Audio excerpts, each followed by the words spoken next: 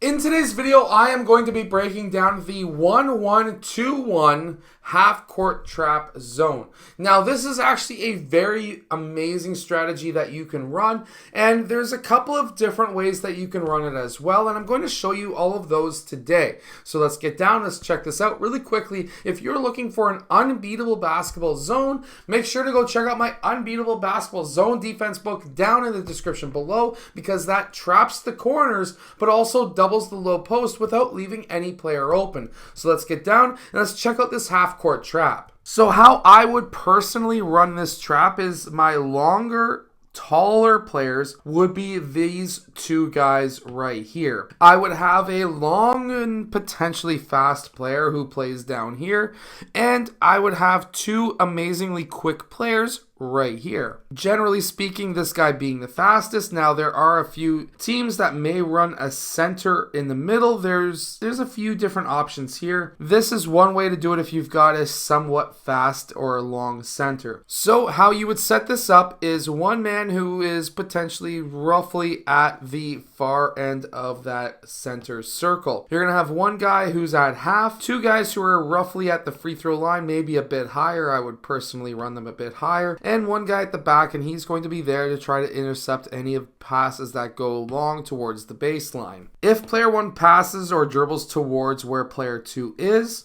as soon as player 2 gets past half, we would then have player 2 blue go and cover that, and player 1 blue would go and try and trap that. Next, player 3 would move down so that there's no passes to the corner, and player 5 would then, of course, be covering at half, and player 4 blue would then move roughly to the free throw line. Obviously, if there's any players trying to get the ball down middle, players 5 blue and 4 blue would try to front those players so that the pass would not be able to get through to him. Now, that's a great strategy that you can run, and there's very few ways that you can actually beat this trap if you don't have the right guys. Now, while this is a very, very strong zone defense, the whole idea here is, of course, player 1, he will dribble towards the sideline. Now, how I would personally run this myself is I would go 4 corners, and how I would try and beat this is by having player 1 allow him to get trapped so that player 2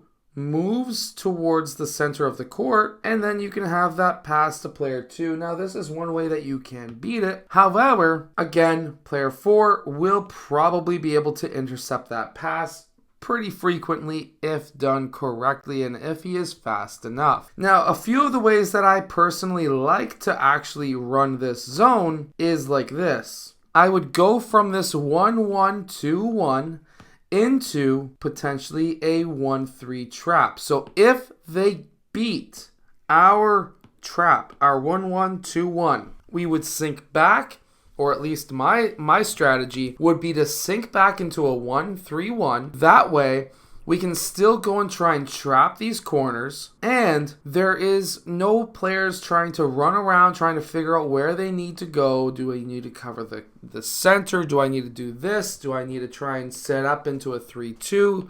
Whatever it may be, I would prefer my team to go from a 1-1-2-1 into a 1-3-1.